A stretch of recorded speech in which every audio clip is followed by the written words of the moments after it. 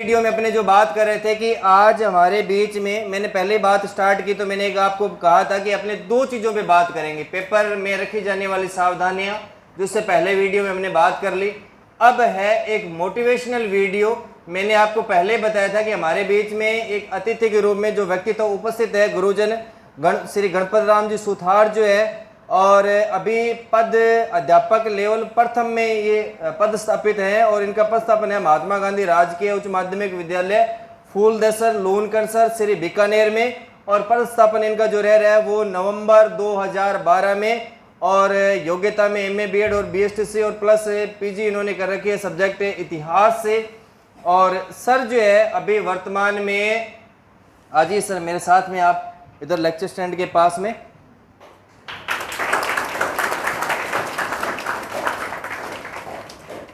तो सर का एक बार पुनः मैं इस मंच के माध्यम से हार्दिक स्वागत अभिनंदन करना चाहूँगा कि ऐसे गुरुजन जो है वो हमारे बीच में उपस्थित हो रहे हैं। ऐसे गुरुजनों की वजह से स्वाध्याय नित्य आगे बढ़ता जा रहा है।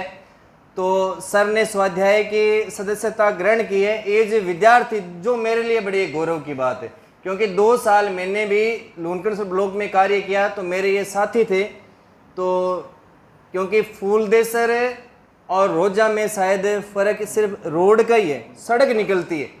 और रोजा में जो है एक गांव आता है डिलाना बड़ा, वहाँ सेकेंडरी एचएम पद पे मैं कार्यरत था, और ये जो है वहाँ विद्यालय में महात्मा गांधी में लेवल प्रथम अध्यापक के रूप में। सर से जो बात जानेंगे वो ये जानेंगे कि 2012 में राजकीय सेवा में और वहीं लोकल पोस्टिंग होने के बाद में भी 2024 में कोई आदमी क्यों सोच रहा है भाई इन छुट्टियों में तो मास्टर सारे मुझे वो मनाली मिलते हैं। कल ही 5-4 ने वो कटोरे में बैठे ने बर्फ डाल रखी थी, और एक वो गैस लेके उस पर गर्म कर रहे हैं कि देखो भाई वो पानी नहीं मिल रहा, फिर हम पानी जो है ऐसे इसको बर्फ को गर्म करके पानी पीते। तेरे क्या फंसी हुई थी, तेरे घर बैठता आराम से है, वहाँ तो बर्फ मिलेगी।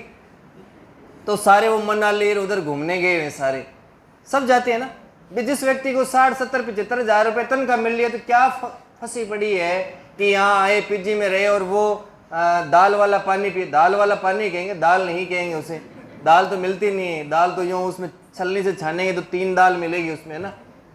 ये होने के बाद में अब आप लोग सेवा में नहीं है तो आपके लिए सबसे बड़े मोटिवेशन है कि इनसे बड़ा कोई मोटिवेशन नहीं हो सकता कि 2012 में जो सेवा में है, घर के पास में जिनकी पोस्टिंग है, 75 हज़ार रुपये महीने के जिनके खाते में आते हैं, फिर भी 2024 में कोई आदमी सोच रहा है कि मुझे लेक्चरर बनना है।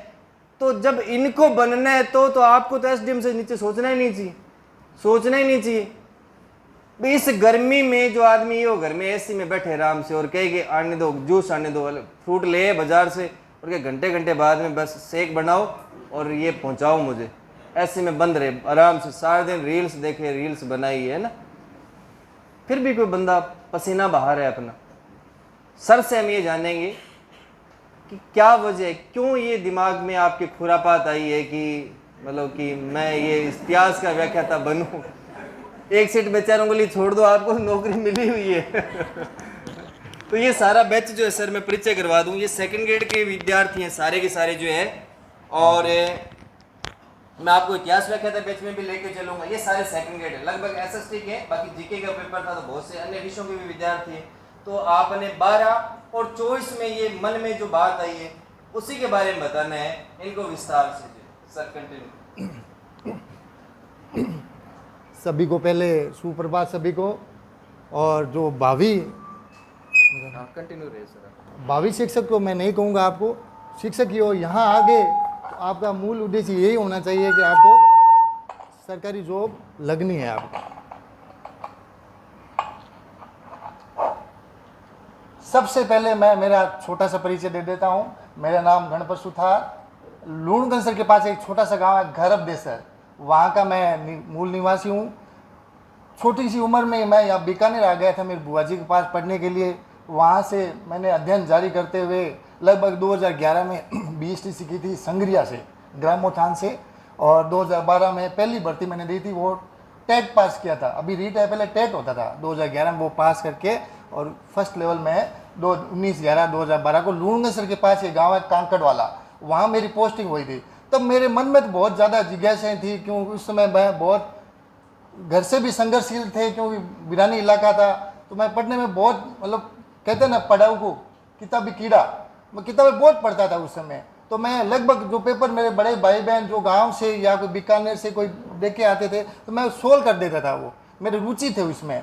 फिर मेरी पोस्टिंग हुई कांकड़वाड़ा में 19/11/2012 को। तो प्राइमरी स्कूल मिला, वहाँ कोई शिक्षक नहीं था। फिर मेरी जिज्ञासा तो उसमें थी पढ़ने की, लेकिन वहाँ छोटे छोटे बच्चे लेकिन 12-13 बच्चे थे उसमें। पर मेरा मन पता नहीं कैसे पलट गया उन बच्चों के लिए। तो मैं उन बच्चों पे पूरा डिपेंड हो गया, सब बच्चों का पूरा वहीं रहने लगा मैं उस स्कूल के अंदर। इस शाम को उनको विशेष पढ़ा था, कोई जैसे आप अब मेरी तरह मैंने संघर्ष किया, मुझे गाइडेंस देने वाला कोई नहीं था। तो उस गाइडेंस को लेने के लिए मैं जो भी बच्चे वहाँ पढ़ते थे 10वीं 12वीं में 8वीं जो भी, तो उनको मैं मोटिवेशनल देता था कि आप पढ़ो। और शाम को मैं 10वीं 12वीं के बच्चे मेरे साथ वहाँ पढ़ते थे। तब मैं RS प्री 2-3 बार मैंने क्लियर भी कर लिया था, वो मेन भी मैंने दिया था। पारिवारिक स्थिति थी मेरी, मैं क्लियर नहीं कर पाया। लेकिन BSc करने के बाद मेरे मन में तो वही थी कि मुझे हिस्ट्री का लेक्चरर बनना है, क्योंकि मेरे गुरुजी थे, वो मेरे रोल मॉडल है कादरी जी, जो फोर्ट स्कूल बीकानेर पढ़ा हूँ मैं। वहाँ पे मैं उनका वो मेरे रोल मॉडल थे हमेशा। उसमें पहली बार हिस्ट्री में मेरी D लगी थी, वहाँ किसी बच्चे को तब तक नहीं लगी थी, मेरे लगी थी। तो उन्होंने हिस्ट्री के मेरे बहुत, जैसे अभी ये आपके सुमेर जी हैं वैसे ही मेरे रोल मॉडल वो थे, वो मुझे कहानियों की तरह हिस्ट्री पढ़ाते थे। तो मैंने BCG करने के बाद उस समय 2012 में लगा, तो 5 साल का अनुभव मांगते हैं। यदि आपको B.Ed करनी है तो आप सीधा B.Ed नहीं कर सकते, तो 5 साल का अनुभव मांगते हैं। तो लगभग 2017 हो गया। तो मेरा ध्यान प्राइमरी बच्चों में, क्योंकि पहला शिक्षक वही प्राइमरी पहली से 5वीं वाला था, तो बच्चों पे ज़्यादा होने के बाद मैं थोड़ा पढ़ाई से हट रहा था। फिर मैंने 2017 में B.Ed कोटा यूनिवर्सिटी कोटा से ओपन से की। ओपन से करने के बाद 2018 में मैंने शायद ये हिस्ट्री वाला पेपर इनसे मिला था। और ये मेरे क्लासमेट रहे हैं HM में, यहाँ सूरजगढ़ में तैयारी करके गया था महीने भर। उसके बाद मेरे पास ट्रेजेडी हो गई थी, पिताजी एक्सपायर हो गए थे पेपर से पहले। तो मैं पेपर देके जरूर आया था, जयपुर था, जयपुर से बीकानेर आया था देने के लिए। लेकिन मेरी अच्छी तैयारी नहीं होने से मुझे बहुत दुख भी हुआ था। और ये मेरे क्लासमेट थे, ये मुझे फक्र की बात है। और यहाँ लूणगंज सर में अभी डेलाना थे, तो हमसे लगभग मिलते रहते थे। तो ये हमेशा मेरे को मोटिवेट करते थे, सर आप एक बार फर्स्ट ग्रेड की तैयारी करो। अब फर्स्ट ग्रेड की तैयारी मेरे लगभग 21-22 में मन में आया जरूर था, लेकिन उस समय आ नहीं पाया। लेकिन अब की बार मेरे मन में ऐसे हुआ कि 3rd ग्रेड है अच्छा, सबसे अच्छा है, लेकिन जब आप उच्च माध्यमिक विद्यालय में जाते हो तो इसमें वर्कलोड ज़्यादा हो जाता है। तो मुझे फर्स्ट ग्रेड किसी ने कह भी दिया था, फर्स्ट ग्रेड के ये फर्स्ट ग्रेड के लायक है, आपके लिए नहीं है। तो मेरे मन में भी आया कि फर्स्ट ग्रेड मैं भी तो लग सकता हूँ। तो मेरे टारगेट रखा ग्रीन पेन। तो यहीं छुट्टियों से पहले इनका मैसेज मैंने पढ़ा था, 45 दिन स्पेशल बैच। तो ये मेरे लिए सुनहरा मौका था। तो मैंने सब कुछ छोड़ के घर गृहस्थी में 20 मई को है, 19 मई तक मैंने सारे काम कर दिए जो भी मतलब करने थे मेरे को, सारे करने वाले। 19 मई को मैं शायद 19 से इनसे बात की थी, मैं सर मैं ज्वाइन करना चाहता हूँ। तो उनका सर क्यों, मैं सर बस आ रहा हूँ मैं एक बार, मुझे एक बार हिस्ट्री का लेक्चर ग्रीन पेन हाथ में लेना है मेरे को और उनको बताना है टीचरों को।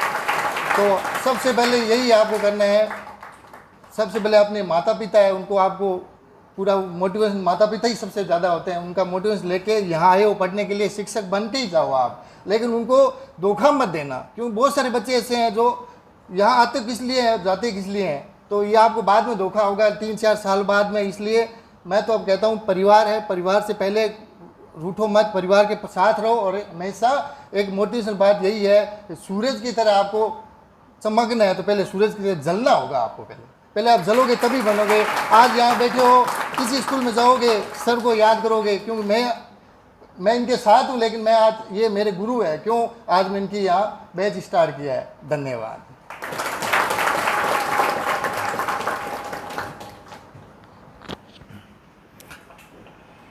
तो सर की जो है ओजस्वी वाणी में जो बातें आपने सुनी और सर ने जो बताया, मेरा ये मानना